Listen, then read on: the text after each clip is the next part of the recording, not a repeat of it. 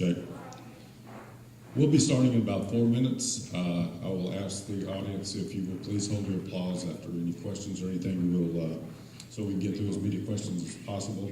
If you'll hold your applause till the end of the forum. Thank you.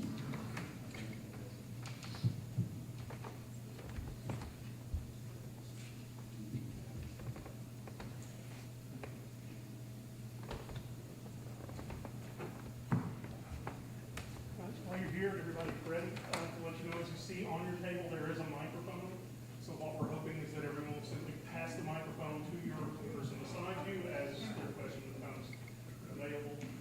Remember to speak directly into the microphone and project, otherwise people will not be able to hear what you have to say. Each table has a microphone. You should have one per table. Thank you so much.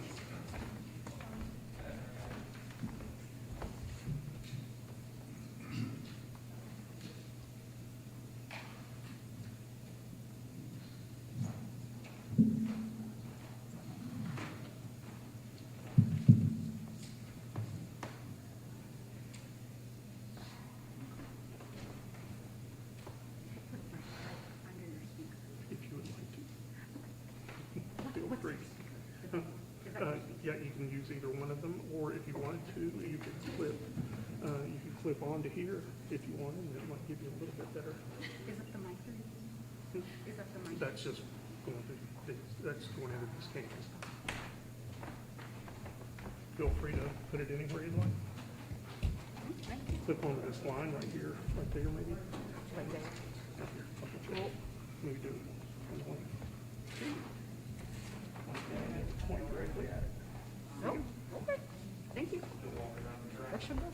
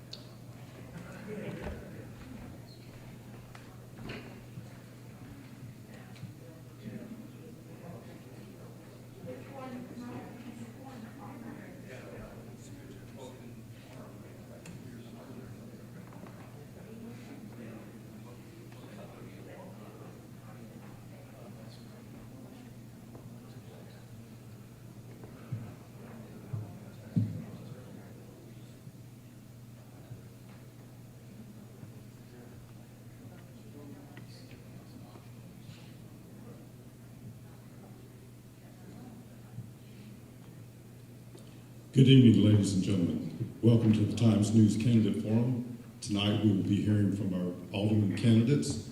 I'm Rick Thomason, publisher of the Times News. I'd like to thank the candidates for coming, the Renaissance Center staff, Matthew Lane, one of our reporters who organized this,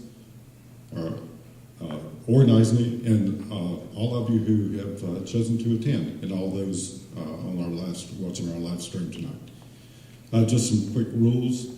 One note first, all the candidates were invited. want to make that clear. Everyone was invited. Everyone acknowledged that they got their invitation. So, rules of the forum.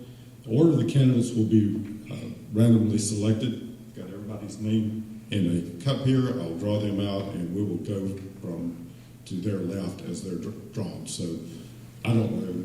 We don't know who's going to go first. So, it'll be a surprise for everybody. The opening statement will be 30 seconds, then 90 seconds to answer each question. Closing statements will be 30 seconds. We'll have a hard stop at 7 o'clock. Billy Kirk, sitting in the purple shirt right here in front of him. Billy's our timekeeper. He's got a 15-second note, and he's got a stop sign. And I think his phone beeps too obnoxiously when it starts. So we're going to do the opening statements. I'm just going to start at the end here and let everybody do their opening statements in 30 seconds. And then we'll start with random drawings for the questions. So, Ms. Buchanan.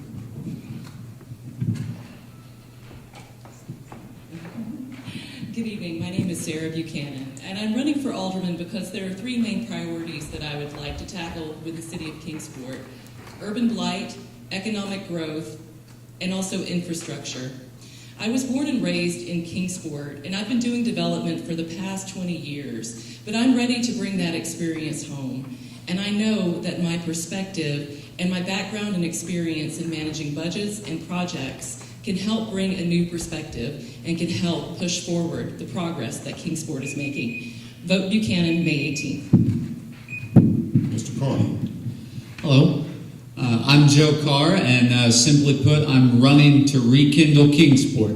That means lowering our city's debt by stop spending money on the money that we don't have on things we don't need, like bike lanes, sidewalks to Neverland, spending $2.2 million moving power lines from one side of the street to the other, and keeping our kids in Kingsport by putting an increased emphasis on vocational training in our school system. Mr. Combs. Hello, I'm Wes Combs.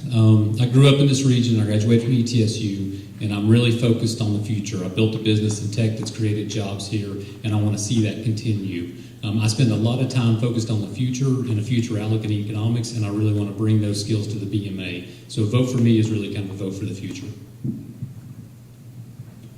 Ms. Cooper. Condoleezza Rice said, "There's no greater challenge and no greater honor than to be in public service." My name is Betsy Cooper, and I've been honored to be on the Board of Mayor and Alderman for the last 4 years. My goal as public service is simply to give back to Kingsport, because this city has continued to be good to me and good to my family. I've raised my family, I've been educated here, I've had access to good jobs, and a wonderful place to call home. I've been blessed by this community, and I feel compelled to give back to my community. Ms. George. Hey, I'm Colette George. I'm broker-owner of Blue Ridge Properties. I was born here, raised here, got the opportunity to bring my children back here and raise them in Kingsport. I'm running again because there's a lot of projects that I feel are very important to keep Kingsport the place that families want to come and live in to raise their family. And I'm asking you for your vote for one more term. Mr. Harshbarger. Good evening, everyone. I'm Bob Harshbarger. I'm your local community trusted pharmacist, and I'm also a father of 2 young strapping boys. I grew up here. I was educated here, and now I've been blessed to be able to come back and work in Kingsport, which nowadays is something that isn't necessarily the case, and that's where I want to focus on rekindling this and getting everyone back to having a job here in Kingsport, and I appreciate your help. Mr. Montgomery. Good evening. Thank you, Times News, for inviting us here this evening. I am Paul Montgomery, and I am an Eastman retiree, and also I've worked several years here in the community, helping in several different projects through several different organizations. Kingsport has a rich history, and its rich history is in manufacturing and education. And I believe that is the basis for us to build a strong future. And I want to be part of that decision-making process to make Kingsport stronger than it is today. Mr. Moore. I'm J.S. Moore. I'm here from Kingsport. Grew up here, went to Sullivan South High School. I'm running because I think that aldermen are supposed to be there for the people. I think that the past decade or so, it's been servicing the private sector more so. I feel like people weren't listened to when the Ballard merger happened. I do feel like Kingsport and this region itself needs a hospital authority, and we also need to take care of our homeless in such a way that we can be the model city and an example to others. Thank you. Our first question tonight, and I will draw the name after I read this. In your mind, what should be the city's top 3 priorities?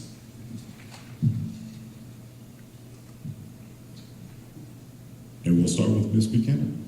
Easy enough. As I said before, I think the city's top 3 priorities should be economic development, and economic development, infrastructure, and dealing with urban blight. And I'll speak to each of these issues separately.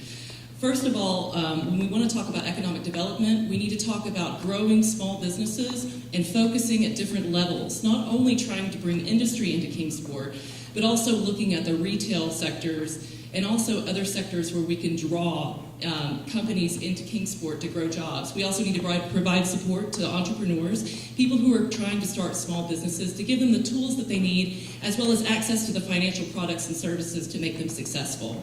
Secondly, urban blight. A big plank in my campaign is helping Lynn Garden, and this will be a model for the rest of the city, so that we can start working on a broad-based approach to dealing with urban blight, dealing with issues like law enforcement, crime, also community relations, community mobilization, and beautification are 3 big issues that I would like to bring to Lynn Garden, because I feel the people there really need to get out and vote and let their voice be heard, that we need change and to deal with the urban blight issues specifically affecting that area. Finally, infrastructure is part of my campaign because everyone is complaining about the roads. But one thing we have to consider is how can we capitalize on the federal funds that will be flowing soon to the states and localities. How can we use those to improve our bridges and improve our roads, and also work on things like broadband internet, just to make sure that we have those things. So if you vote for Sarah on May 18th, I will achieve those 3 things. Thank you. Mr. Carr. Well, we need to rekindle Kingsport by ceasing the stupid spending. We have to fix our streets. We have to make sure that our first responders are fully funded with pay that is competitive among other fire departments and police departments and EMS in the region. We have to handle homelessness. That means giving a hand up to those who truly need it, but not enabling folks that just want to cause trouble. And we have to make sure that we get a focus on vocational training in our school system, so that we won't lose our best and brightest minds. You know, we have this fantastic school system, but most of them graduate, they go off to college and never come back. And if we could have a workforce that is vocationally competent, you know, carpentry, auto body, electrical, plumbing, it would make us a much more attractive option for companies looking to relocate here and bring new jobs in. Mr. Combs.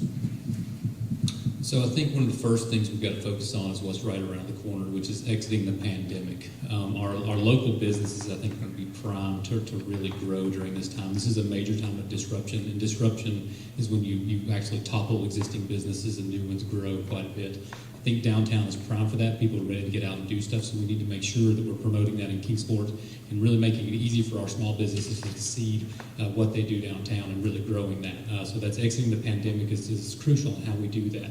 Number 2 is we really need to have a plan for the funding that is coming out of the federal government. Like it or not, they are trying a new experiment with modern monetary theory, and there's going to be a huge cash injection into society. And it's really there to be spent quickly and really grow. And I think Kingsport needs to work its hardest to access as much of those funds against other parts of the country, because people are moving here as well. So we need to be ready to take that, put people to work, create lots of jobs, and use that money to really build a lasting future for the city of Kingsport. I think that's very important to do. And then I really think that we've got some opportunities in the Tri-Cities with the circular economy that just came out to kind of re-identify what Kingsport stands for and really what our vision is. I think With the recycling, we can say every bottle that comes in is recycled, every piece of cardboard comes in recycled. We have no waste in our landfill related to that anymore. That makes us a very green economy, and I think there's a huge opportunity to brand ourselves in the country for those opportunities. Ms. Cooper. Three of the main topics that we need to work on are economic development, like it's been said before, and that includes where you live and where you work, because you're going to spend money where you live and where you work. And we're working on both of those fronts. The where you live, there's over 200 new homes that we've approved lately to be built in Kingsport. If you ask any realtor or person that's trying to buy a house in their area, people are finding out what we already know, that Kingsport's a wonderful place to live. I think we need to revitalize our downtown area. I think that downtown area is the heart of the city, and the way our downtown looks is a reflection on us. So I think that we need to work hard on our downtown area and work on revitalizing it. The third thing is I think we need to work on our infrastructure, like it's been said before, the road system. But we are making huge strides in that. In 2016, we spent about $600,000 on roads. This past year, during the pandemic, we spent $3.5 million. So that's not near enough. I know there's a lot of roads that need repair, but we are making strides. There is a plan moving forward of how to improve our roads in Kingsport. So I think those three things, and if you ask any politician or any elected official anywhere, those are the things that you hear in any city. So I think we need to continue to market Kingsport for what it is and show everyone what we already know, that Kingsport's a wonderful place to live. Ms. George. Thank you. Quality of life, great education, and housing. The pandemic has changed how cities grow. We have so many people trying to move into Kingsport, and we do not have housing available. As of today, there are 71 listings in Kingsport. That's it. There's 117 in Sullivan County. We usually carry about 1,500 available houses. We have so many people trying to move into this area because they now can work at home. If you have people coming into the houses in our community and they choose to work at home, other businesses will grow, because everyone will need to take their dog to the vet, everyone will go to the doctor, everyone has to get their hair cut. And there'll be a lot of small businesses that will start. It will help our whole downtown area. When people can choose to go anywhere, why would they not come here? But we have to keep our schools top-notch, and we have to keep focusing on the quality of life issues that make Kingsport the place everyone wants to move to. That will bring in people that will create jobs and improve our community. Those are my three. Mr. Harshbarger. Okay, so I believe that economic development, infrastructure, and education are my top three. With regards to economic development, we've already touched on that. Business recruitment is a necessity. Business development, investing in those companies that are already located here in town, employing your friends, family, and neighbors, and also already paying taxes. I think we need to dive into those companies. Residential development, we've talked on that. I think that's a form of economic development. With regards to infrastructure, our roads continuously, I think we've been slack in years past, and I think the current mayor and team are doing a great job. I think we need to continue that. Also with connectivity, where we've got a lot of folks who are moving away from the larger cities to be able to work from home. It's a great sign to see that we're ranked number 6 in the top 100 small communities in connectivity, ahead of some others in the region. So I think we need to keep that up for us to be successful. And of course, education. I believe our education system is the crown jewel of Kingsport. I want to make sure we do everything we can to provide academic success. Mr. Montgomery. I, like my colleagues here, believe the same thing. Education, infrastructure, economic development. These are the key things that need to be emphasized, stressed, and they all pertain to jobs, jobs, jobs. Keeping Kingsport's public education strong is the key. we have achieved, we've attracted, we have attracted people to our area because we have a strong education system. So whatever we do, that has to be job one, that we maintain a strong public education, and now we're growing a strong higher education as well. And that will also enhance, we need to use that as an incentive to draw other people to Kingsport. And I'm sure that plans are in the way to do that. To get the youth that grow up in the city to stay here is very important.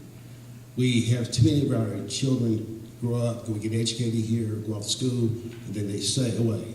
We need to maintain, retain them. And the key to that is jobs. We need to be able to ensure that we have enough opportunity here for all citizens that they can call this home a permanent home. The best place, the city BMA did a good job with Domtar keeping it here. And that's key, that we have to maintain the businesses that we have. In order to have a strong business base here, we have a healthy business base, we'll draw others to Kingsport as well. Mr. Moore. I think Kingsport needs to modernize. It wouldn't hurt to bury the power lines. I know that's expensive. It wouldn't be a hard ask to ask for Eastman to assist with that. It's a big price tag. Bury the power lines, fiber optic wires, free broadband like other progressive cities have done. Kingsport could be a small city that is an example of what progression really is. Another thing is the hospital authority. If you go to HMG, you're going to get one bill. If you go to Ballard, you're going to get 10. There's something wrong with that. If we have a hospital authority to regulate that, one or two people that are assigned to that, they can make Ballard follow the rules. No one's making them follow the rules right now. And the other issue is our homeless situation. Now, I don't disagree with anything anyone here has said about their top three, but no one here has really mentioned the homeless situation. And a lot of that is self-induced. We tore down Lee Apartments, Riverview, without any plan in place, really to make sure that everyone there had a home. If you go down there and you talk to someone that's homeless, 6 out of 10 are somehow affected by those two teardowns. So there's a thing called Job Corps. They have a location, Jacobs Creek, that train up kids that get in trouble. They teach them a skill. They could do something like that for our homeless here. A homeless shelter is one thing, but we could also get some training in behind it and put them to work. Arkansas pays their homeless to pick up trash. Anything like that that's going to help them, not enable them, but help them get back on their feet. Those are somebody else's kids. That's the way I look at it. Thank you. Second question. How should Kingsport improve the traffic flow throughout town during peak times of day? And we will start with Mr. Moore. So how do we improve traffic during peak times of the day? Traffic flow, yes. Well, I don't think Kingsport, like a lot of places, has a real problem with congestion, and when it does happen, it's pretty much on Stone Drive. In my experience, Stone Drive is a big thing. That's where most of the accidents take place, and it's been that way ever since Stone Drive was built. I think that we could all be aware of other routes that we can take, but sometimes those are the only things that we can do is take 11W or Stone Drive. I guess I don't really have a great solution for that because we've talked about roads and things like that, but do we have room for more roads or expanding the roads? When it comes to downtown, I don't think the bike lanes have been successful. Maybe explore getting rid of them. If we're going to develop downtown, put some money back into downtown, then maybe 2 lanes of traffic going back and forth is a good thing. It doesn't really get congested there unless it's like school time or people are getting out of work. It does bottleneck there, right here in front of the Renaissance Center, and there's a lot of pushback when they built the bike lanes. Why did it happen? Well, it's here, but that doesn't mean we can't revisit that. Thank you. Ms. Buchanan. I didn't realize I was next, but I'm ready. I think by everything that I do and will do as alderman will be based on evidence. I will conduct research before there's any sidewalk built, any bike lanes built, How many people are using the bike lanes? How many people needed a sidewalk on Stone Drive? We need to do this vital research before we actually commit funds to anything. And even the traffic flow issue, I would approach it the same way. I would conduct a study or contract out to conduct a study so that we could find out where the bottlenecks are, at what times of day are these things happening, and what are the causes. So how do we understand the underlying issue that's causing the traffic problems in the city before we start to take action, so that everything is deliberate, measured, intentional, and we can see that there's impact and show that to the taxpayer and say, this is where your money went and this is how many people this particular sidewalk is benefiting or this improved traffic flow is benefiting. So once we do the research and once we understand what the real problem is and what's causing it, I would advocate again to work with federal and state authorities to try to find out what kind of smart solutions we can use in our city to try to improve the traffic flow and make sure that people are as safe as possible. So really my approach is evidence, evidence, evidence, research, and then being accountable to the people to say, this is where your money's going and this is how it's benefiting you, making you safer, and making your city run a lot better. Thank you. Mr. Carr. I actually don't think that the traffic congestion is that bad in Kingsport, especially if you compare it to cities like Johnson City or Knoxville. But I can tell you one thing, citizens definitely don't want more roundabouts or more bike lanes, and I think we should seriously look into getting rid of the bike lanes and bringing back cruising on Broad Street. I think that might be a very good way to revitalize our downtown, like so many people have tried in years past. Mr. Combs. So I think if you're going to try to improve something, you got to measure it first. So obviously data would be the first thing you start trying to do is figure out where the bottlenecks exist. I will say driving through downtown, the timing of the red lights, you can watch the actual crossing signals, and if it's a certain time, you can actually make it all the way through downtown and watch them count down. I think, I don't know if that was by design, but it works well. I've noticed that as I take my daughter to school every day. I will say that, in the short term, updating, Google Maps or Apple, and actually sending that will reroute people. So that's a short-term thing to reroute traffic if there was an accident. But I will say the future is going to address a lot of these things. There's protocol coming out in 2023. Every car will be equipped with it called V2V. That's vehicle to vehicle. Every cars will talk to each other. They will platoon. They will, as you're going down the interstate, you'll get narrower and go faster, right? V2I, the city needs to be planning for that. It's vehicle to infrastructure.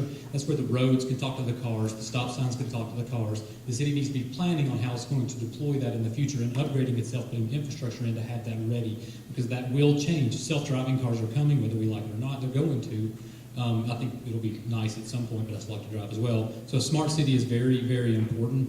I think that infrastructure spending bill will help with that, and there's some earmarked for that as well.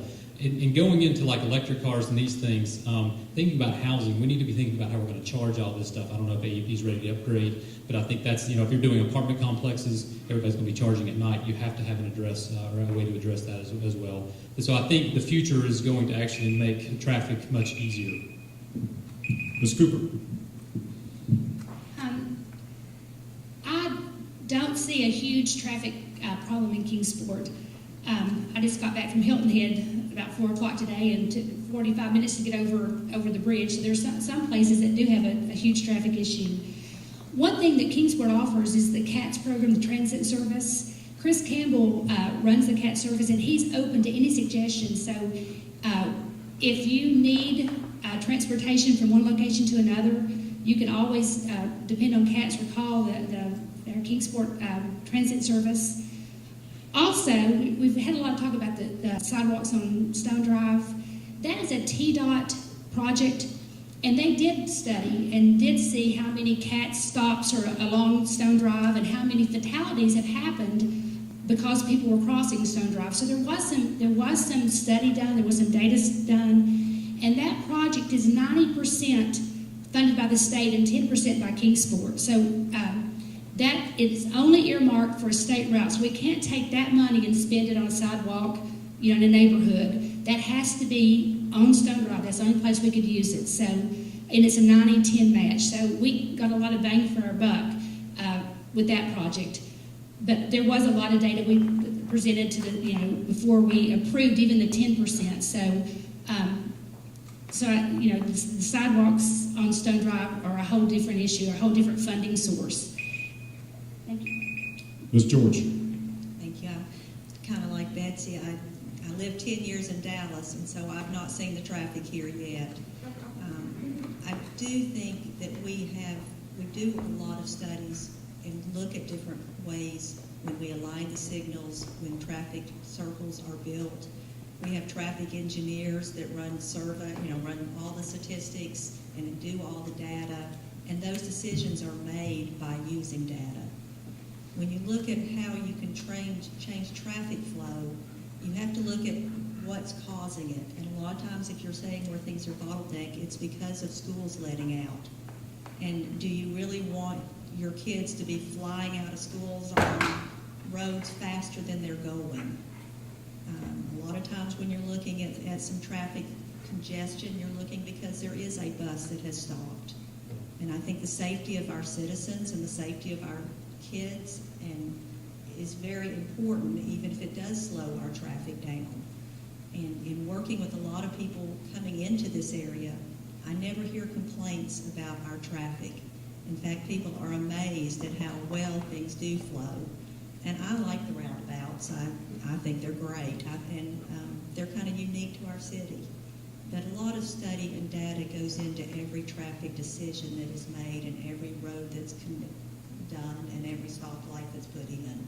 So it really is studied. Thank you. Mr. Harshbarger? Having spent 4 years in Atlanta not too long ago, I kind of concur with Colette. I haven't really seen the traffic problem here or the flow for that matter. I'm not going to sit up here and act like I'm an expert in transportation. I'm wearing scrubs, not a hard hat. But I do want to say that I have full confidence in our staff at the city. I think we've got a fantastic staff. I believe they do the research. They put their best foot forward, and they have other people that surround them that give them advice. And so I would just continue to support that, and that's all I have to say. Mr. Montgomery? I too have not having the background information data, which will be important to give an opinion. But the thing that I travel Stone Drive the majority of the time, and if I had to offer something as an advice, I would look at all the road construction things that are there now that no one's working, and maybe removing that as soon as possible. Work with the state to remove that. That would free up the flow. I know on Stone Drive, and if their work has to be done, maybe coordinate that in a slower period of time when it's easier flow. And some study has to be done at some of the eateries in town, whereas they're not backed up on the street. So I would look into those things if I became an alderman. Thank you. Question 3.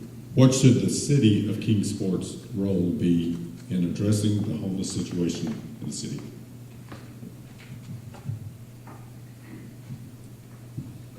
We'll start with Mr. Harshbarger. I got the hard one, didn't I? Luck of the draw. Yeah. So with regards to homelessness, in my field, I see it every day with regards to mental health and substance abuse. I think those are the two things that are, in most cases, the underlying factors. Right out of the gate, I don't believe, and I don't endorse spending city taxes for supporting homelessness. I believe for it to be successful, it needs to come from state and federal, because when it's all said and done, anything that we pursue needs to be sustainable. And I just full-hearted, I don't want to go out and build a day center or do, different activities and then it go under in a couple of years. So that's where I honestly believe having something that is sustainable is going to be the best bet for us all. We've talked about regionalism in the past, and depending on who you're talking to or what the topic is, it could be a good word or a bad word. I think this is where we could come together as a region and really focus on mental health and substance abuse, having a facility where everyone comes together for a common goal.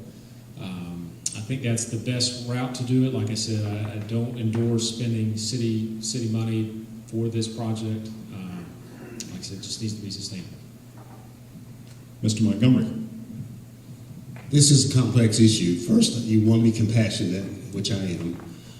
There is a lot of work that's been done, in the city of Kingsport today. Those organizations like Salvation Army, Family Promise, there's a lot of faith-based organizations working to solve this issue, and I think that they are just about ready to locate a day center. To whether the city pays into that or not, I think it has to decide what's needed to make it happen. You don't want to have the best operation in the Tri-Cities because you will invite more to join us here. So that's why I'm saying it's complex, and it's going to take a lot of work to make sure, and a lot of collaboration to pull it off with everyone. But I understand there's good collaboration going on now, and I anticipate that we will get to a solution pretty soon. Mr. Moore. Well, Kingsport just received over $10 million in a relief package. I think a portion of that could go to establishing not just a day center, but a shelter for our homeless.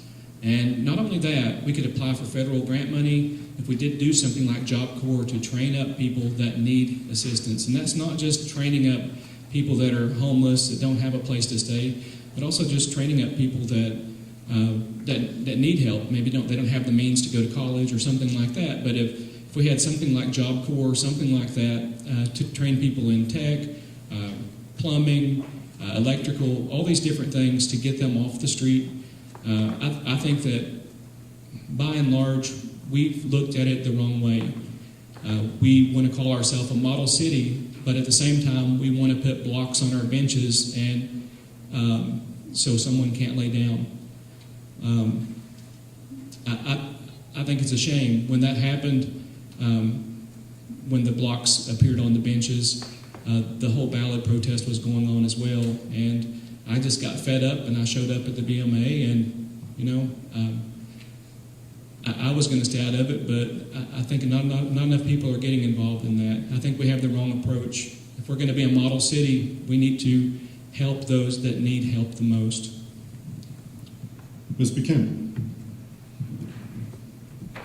I think most of you know that my husband and I purchased the Hunger First property a few years ago to make sure that they wouldn't be evicted. And while I don't necessarily agree with all the work that Hunger First does, they do provide a necessary service for the people in our city. I have also volunteered for homeless organizations in Arlington, Virginia, where they have a housing first philosophy. And I don't believe that the city needs to necessarily dedicate tax money to help deal with the homeless issue, but they need to create favorable conditions so that actors who want to make a difference are able to do so. For example, by zoning and by other supportive actions that can be done in the city to make sure that we're taking care of the least of us. But particularly because I do know a lot about this topic and it's very close to my heart, what I would plan to do in Kingsport to deal with the homelessness issue first is to understand the scope of the problem. In January 2020, the United Way said that they were doing a study on how an inventory of services in Kingsport. To date, that hasn't been done, but we need a comprehensive needs assessment. We need to find out who are the people who are homeless? Why are they homeless? Where do they go for services? Where are they sleeping at night? Do they have family? Do they have support services? We need to understand what the problem is before we can effectively answer it. And after working for the federal government, I know intimately what types of funds are available for this type of effort. We can get federal funds, we can get state funds, we can get private funders and nonprofit organizations. So, thank you. Mr. Carr. There's an old saying, if you teach a man to fish, he eats for a day, I misspoke. If you give a man a fish, he eats for a day. If you teach a man to fish, he eats for life. And the role of the BMA is to provide leadership in the community in providing a hand up to those who truly need it, not to give a taxpayer-funded handout to people squatting in our streets, doing drugs, disrespecting our police officers, and literally setting each other on fire. Furthermore, if you want a good example of what actually helping people looks like, look at the good work that Jonathan Anderson with Engaged Tri-Cities does, Will Shuey with Shades of Grace. That's the type of thing that we need, and the Kingsport Homeless Coalition that was formed a couple years ago is continuing to do a lot of terrific work in our community. And furthermore, I'd just like to say that really there's a proportion of Ballard's funding for charity care that has to go out into the community, and I hope that they can put some of that, that's millions of dollars, I hope that they can put some of that towards helping out with a homeless shelter, or helping to get people housed and back on their feet and into employment. Mr. Combs. Yes, so the root issues do go back to substance abuse and mental health. These are healthcare related issues. The Tri-Cities and Kingsport in particular made a pretty large sacrifice 2 years ago with the merger and the COPA. I do think that it's really important to kind of lean into Ballard. They do have commitments in their terms of certification to address those two core issues, and there's money identified in that document. There was actually synergies from the merger that would be released back and could be put back into the community to address issues just like this. The city should be at the table in conversation with Ballard, along with our not-for-profits and our faith-based organizations. I mean, I've had actually people reach out to me saying, hey, our church has X amount of dollars this year, and we have more next year. We want to see something that works, and we want it to help people, and we want it to be lasting to get them back on their feet, which is a great mission. So I think we've got the resources that are becoming in place. I don't think we need to tax our citizens with this right now. I do think we need to be open about where we place it, and then do we have facilities that could be a day center. But we need to be at the table for those conversations. But I don't think the citizens of Kingsport have to bear the burden of all this. I feel that we've already actually made a sacrifice and had a commitment to fix this problem or fix this issue and address it and actually make it to where this doesn't become a problem in Kingsport anymore. The only leverage the city has is really law enforcement in the justice system, and so I think we have to work with our community partners. Ms. Cooper. Over the past 2 years, Kingsport's coordinated with the United Way to hire a homeless liaison, and they've also hired a social worker that works with the police department. And the city's also helped coordinate a homeless coalition that's led by Jeff Fleming and Jeanette Glazier, two wonderful, compassionate leaders in Kingsport. And their plan is to reach out to the public, private, and faith-based agencies to help maximize resources and minimize redundancy. So the city staff serves as advisors to various boards that deal with this issue. So I think that our job as a city, our city staff and our city leaders and concerned Kingsport citizens must assist, advise, and help coordinate all the efforts to deal with this issue. Like I said before, this is a complicated issue. There's not just one reason for homelessness. There's a lot of reasons. So we have to look at all of them. Look at the huge scope of the issue. There's probably as many different reasons for homelessness as there are homeless people. So our job as a city is to help coordinate the efforts of all the faith-based, the private, and the public agencies that are dealing with this now. Ms. George. As Betsy said, the city has put together the Homeless Coalition, and I think that was a wonderful step, and to look at all the different organizations so that we won't have duplicate services. I don't think you can find an example where the government stepping in for homelessness has found a solution. There's a lot of reasons, as everyone here has said, on why people are homeless. And there's a difference between homeless and criminal activity. And both of those sometimes are on the streets of Kingsport. I think we are very, very blessed in this area to have the faith-based organizations that we do that truly want to help the individuals that want to be helped. We have wonderful organizations out there that do have funds and manpower to provide assistance. Unfortunately, in the past, what we have is a lot of duplication of assistance. We have a whole lot of soup kitchens and a whole lot of clothing places, and we need to have one point of entrance and be able to look at everyone with needs and make sure that they're receiving what they need as an individual. And we have organizations to do that. I'm hoping that this coalition will do what they're designed to do and what they're moving forward to do to get rid of the duplication of services, get the day center if that's needed, and provide help to actually give people a hand up. Thank you. Thank you. Question 4. What is your view of the regionalism efforts that have gained some steam over the last couple of years? Worth it or waste of time, and why?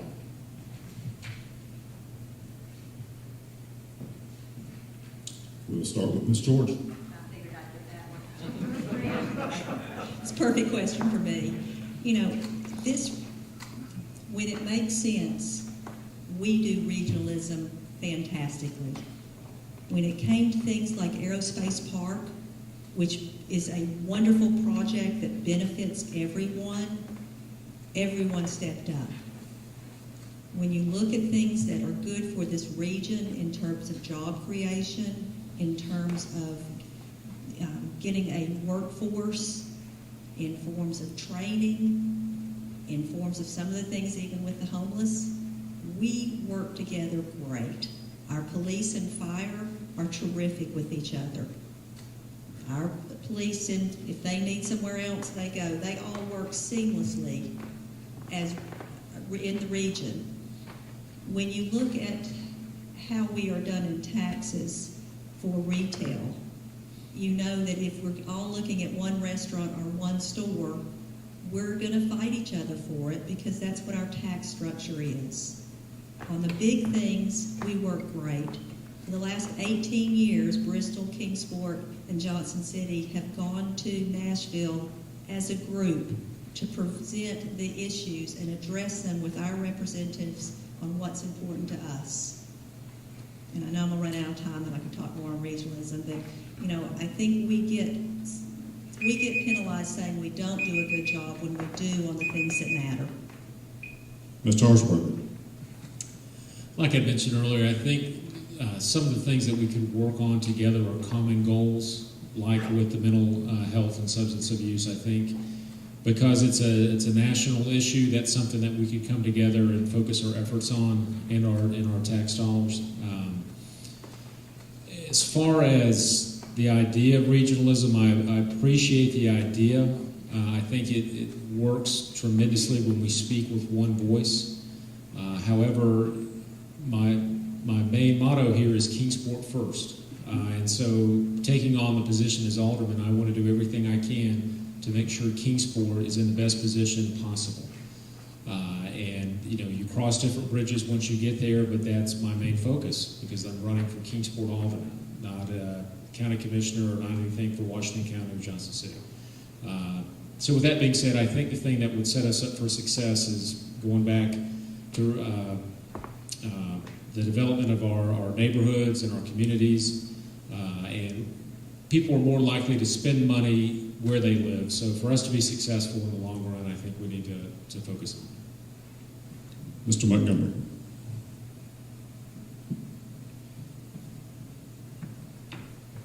I think what's been said already has been good. There have been a couple of projects in our region that have been super. The medical school, the pharmacy school have been good examples of what we can do when we pull our set resources together.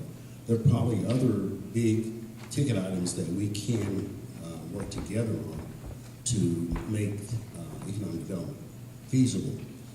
In areas of retail, everyone here knows we have lost some in retail over the last few years. I think that's going to continue. When we get to retail, we have to put Kingsport in the best position possible to attract and retain the type of businesses that work well for us here. And as a person serving on KDB, I've seen some of that over the years, how that comes together, and with incentives and those kinds of things. So I think that has to continue, but for the big part, I think big ticket items, we work together, and on the small items, we have to think of Kingsport first. Mr. Moore. Yeah, I think we've all seen Johnson City, Kingsport, and Bristol come together on some great projects. About a year ago, they were throwing around, and they may still be throwing it around, the idea of calling this place the Appalachian Highlands. I don't think I'll ever think of this as the Appalachian Highlands. I'll think of it as East Tennessee or the Tri-Cities. I think it's important to hold on to our heritage and be proud of our heritage, not let somebody tell us what we should or shouldn't be called. But I'm kind of with Bob and Paul here in that the BMA, we should be centered on Kingsport first. making Kingsport as attractive as possible in the region. We know that we are not the go-to when it comes to shopping. Everybody goes to Johnson City or they go to Pinnacle, so that ship has kind of sailed. But regionally, I think we've done well. I think we play to the strengths. We have a VA medical center here. I'm a veteran. I'm 100% disabled. I go to the VA for everything.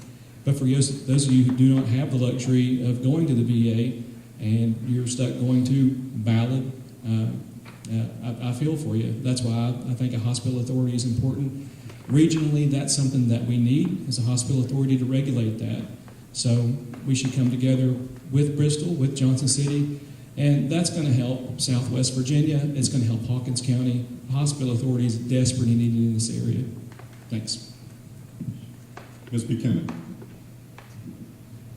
As with most things, I would approach regionalism with a cost-benefit approach. And I think what we should look at is a dual-level approach to dealing with the issue of regionalism. We should focus on our city. What are the things that we can do in our city?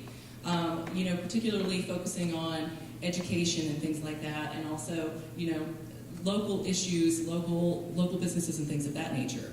But what at a regional level makes the most sense for our city in terms of transportation, tourism, and also supply chains? I think about the networks framework that's being used to kind of share business information and kind of link those supply chains. I think that's something that's a good example for regionalism. But in talking to people during this election, during this campaign, a lot of people are saying, Kingsport used to be the leader in the Tri-Cities, and we're no longer the leader. So we really have to consider what our role is in the region, and we have to define that role before we just say, we'll do regionalism or we won't. We need to have a clear definition of what our responsibilities are, what the responsibilities of the other governments are to Kingsport, to make sure that we are benefiting our people as much as possible. So in sum, I think we need to look at regionalism separate from our local issues, but also make sure that we can have the most benefit for the most people and the citizens of Kingsport. Mr. Carr.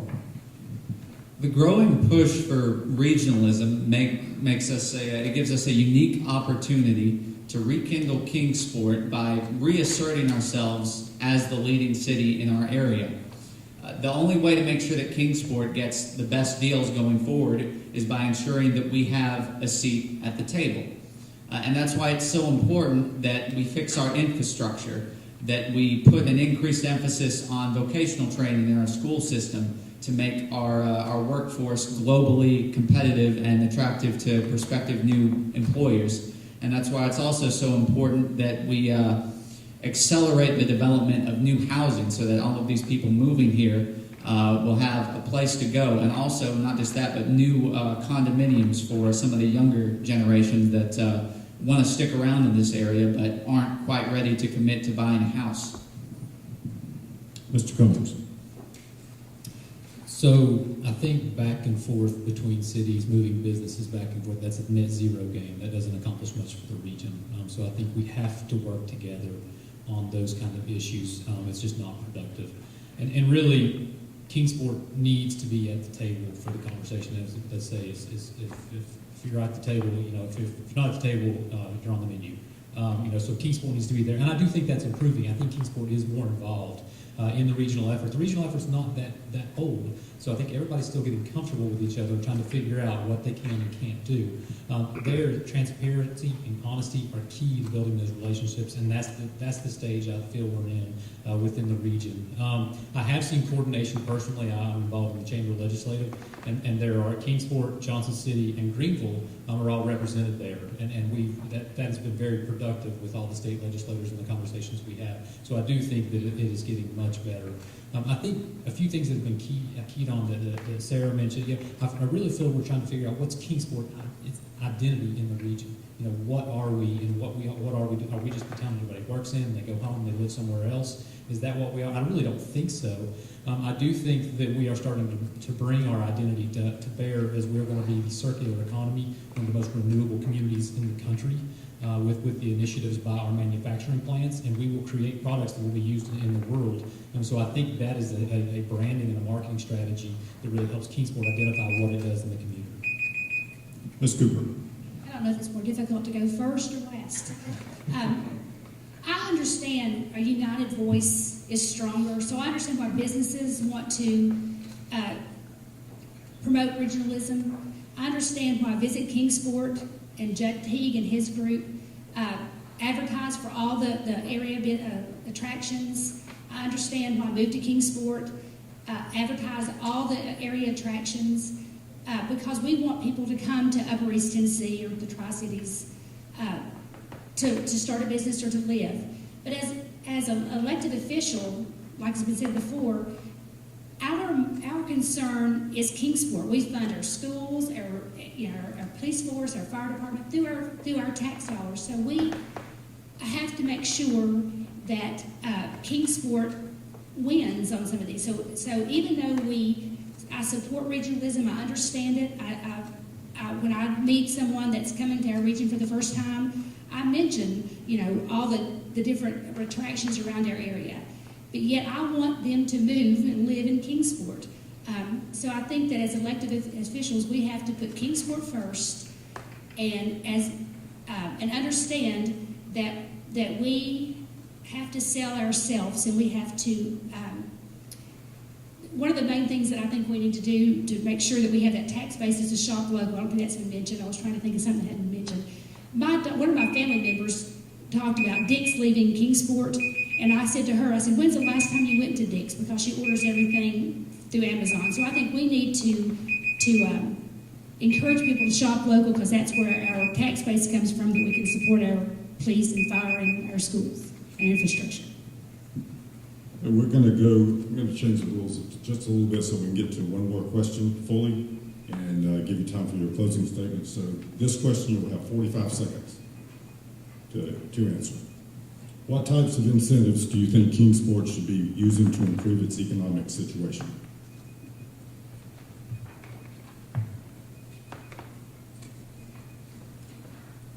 Start with Mr. Combs.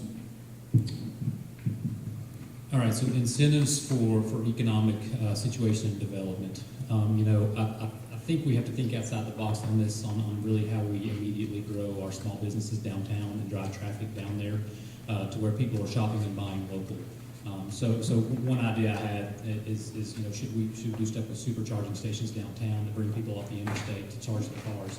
I think we have to think outside the box on several things like that. Do we need to do Fun Fest downtown to drive those businesses to where they actually get that foot traffic and they're revitalized quickly, because they will hire. That small business can adapt and react and change faster than large business any day of the week. So I think that's one thing we need to be looking at. Ms. Cooper. The two incentives that come to mind are TIFs and pilots. And to say that we're 100% for TIFs or for pilots, I think is not in the best interest of Kingsport. You need to take each of the requests that come before the city staff and the board and look at each one of them individually and make sure it's a win-win for Kingsport. So we've, since I've been on the board the last 4 years, we've approved several pilots and a couple of TIFs. And in all the instances so far, it's been a very good thing for Kingsport. So I think that you need to look at each project individually and make sure it has merit and it's good for Kingsport. Thank you. Ms. George. When you look at incentives, there's only so many incentives cities are allowed to do, and how we look at the whole big picture. And most cities have the same tools in their toolbox. And as Betsy said, each time an opportunity comes, you have to vet what that opportunity brings in terms of jobs, a benefit to our citizens, and to our community. There are some things we may can think outside the box. We've already done some things with the material agreement, and we're thinking in terms of can we do anything with stormwater to help builders, because what we need right now is housing. But you're very limited as a charter city on what you are allowed to do. And I think we try to take advantage of what makes sense. Mr. Harshbarger. Like I mentioned before, I believe incentives are a way of giving back to the communities, or I should say the businesses that are already invested in our communities, the ones that are already paying taxes, the ones that are already employing our families, friends, and neighbors. But I also think it has to be on a case-by-case. like what's been said before. I do approve, and it was great to see Eastman and Domtar get their particular incentives. I think that, once again, goes right back to investing in the businesses that are here. Mr. Montgomery. I agree that it's best to use incentives where they're feasible and make sense. All incentives are not, but there needs to be enough hooks into any incentive that we have long-term, that you retain the concern that you're trying to attract. But also, there are things that we have in Kingsport that are special in Kingsport. We need to market that. We need to make sure that everybody knows what the real treasures are by being here in Kingsport. Like I said earlier, education is strong. We need to highlight that because we're one of the national rated high schools in the nation. That's a plus that we really need to draw folks to Kingsport. Mr. Moore. I think the incentives have been taken advantage of in the past, as evidenced by Pure Foods, Frank Theaters. I do believe that Eastman has had record profits for the past decade and a half. I think it could do more. So rather than giving them these incentives every time they do something or ask for it, I think Eastman could do more in this region. They could help our school system more. They could help us fix our roads. They could help us with so much. And that would just be a tiny little minute fraction. I don't think they do enough. Just giving jobs out and having decent benefits isn't enough. Eastman could do more. It wouldn't be a bad ask for that. I think it's long overdue. Ms. Buchanan. In terms of incentives for the economic situation, I think first of all we should focus on our local businesses and provide them with incentives and assistance like we do large industries in figuring out a way to make that workable. I also think it's important, if we're going to draw people to Kingsport, we should capitalize on what we already do well, which is education. And people have said this on this stage, but what we need in education is more specialized schooling, schools within schools, conservatories, international baccalaureate programs that will pay good wages to teachers, instructors, and administrators, and also draw people to our city who want their children to have a broader education that builds on the strong foundation that the Kingsport City Schools has provided them. So in sum, I think economic incentives should be fairly applied across the board, and I think we should focus on education to draw more people into Kingsport. Mr. Carr. The bottom line with tax breaks is that they have to be a good long-term investment for the city. That's the only thing that matters. Furthermore, I would rather give tax breaks to regular people and not big corporations. And specifically, I would like to give facade grants or tax credits to Lynn Garden, Riverview, downtown, so that those areas could be spruced up and revitalized. I believe that government should be as local and as limited as possible. It is not the role of government to pick winners and losers. The role of government is to create and facilitate the conditions that attract businesses to our area. And that starts with focusing on our fundamentals, on the basics, fixing our roads, and again, like everyone else has said, is our school system, making sure that we have good vocational programs that are going to want to make companies come here. Thank you all for your answers, great answers, really thoughtful stuff here. We started on this end with our opening statements. I'm going to start with Mr. Moore for our closing statements. 30 seconds. Thanks for the invite. Thank you, everyone, for being here. And like I said, I'm from here. I just think that leadership-wise, Kingsport needs to reshuffle the deck. That's why I'm running. I would appreciate your vote. Again, thanks for being here. Mr. Montgomery. Again, thank you, Times News, for offering this forum tonight. Thank you for attending here tonight, coming out. It speaks well for Kingsport to have 9 people running for 3 slots. That speaks well for the city. That says there's a lot of concern, there's a lot of love for the city. I think I am uniquely qualified with my past experience in working through the city to be on the Kingsport Alderman. And as an alderman, I will listen to all the citizens. I will listen to all the concerns. So please give me your vote on May 18th or go early on April 28th. Thank you very much. Mr. Harshbarger. Thank you again for coming out tonight and spending some time. I know it was drizzling before we came in, so I think we made the right decision. Just want to say I want to do everything I can for this city. The city raised me, it educated me, and now it provides for me. And I'd appreciate your vote on the 18th. I'm a full-time pharmacist right across the street on Jack White Drive, so you have full access to me at any given time, so please do not hesitate to reach out to me. I'm here for you. Ms. George. Thank you. I'm Colette George, and I believe in Kingsport. I love my community. I think this is the greatest place in the world to be, and I want to do one more term to keep moving the projects forward, to make everyone see Kingsport and all the beauty and the safety and benefit of our schools and what a great community it is. So I'm asking for your vote. Ms. Cooper. Thank you. My name is Betsy Cooper, and I taught school in Kingsport for 31 years. I was a kindergarten teacher at Washington Elementary School, and I also served on the Kingsport Board of Education before I ran for Board of Mayor and Alderman. My daughter's a 6th grade teacher at Sevier. My husband and I both were born and raised in Kingsport. We raised both our daughters here. My son-in-law is a pharmacist in Kingsport, so we're committed to our community. We're here to stay. We're retire here and live here the rest of our lives. So I listened to a sermon the other day about community over self, and that's what I prayerfully ask for your vote to continue to serve Kingsport. Mr. Combs. Yeah, I'm Wes Combs.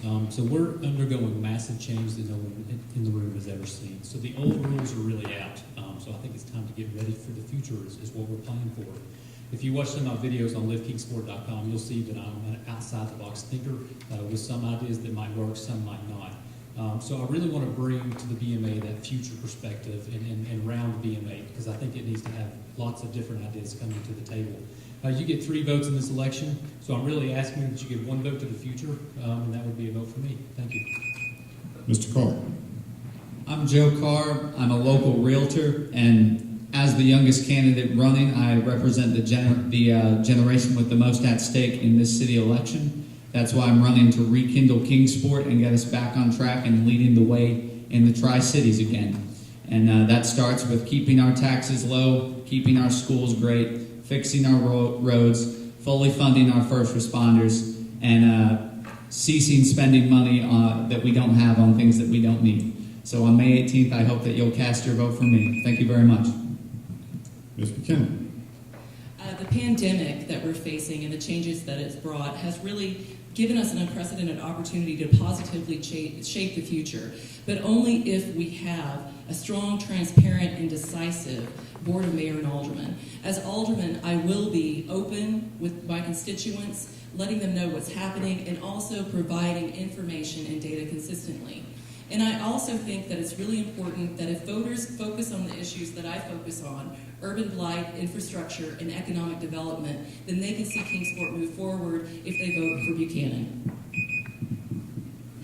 Thank you all. Thank all the candidates for your time tonight. This was really good. I really appreciate it. Thank you. Thank you all for coming tonight. We've got the mayoral candidates tomorrow night at the same time, same place. And if you can't make it, we are live streaming on timesnews.net. Thank you. Have a good evening. Be safe.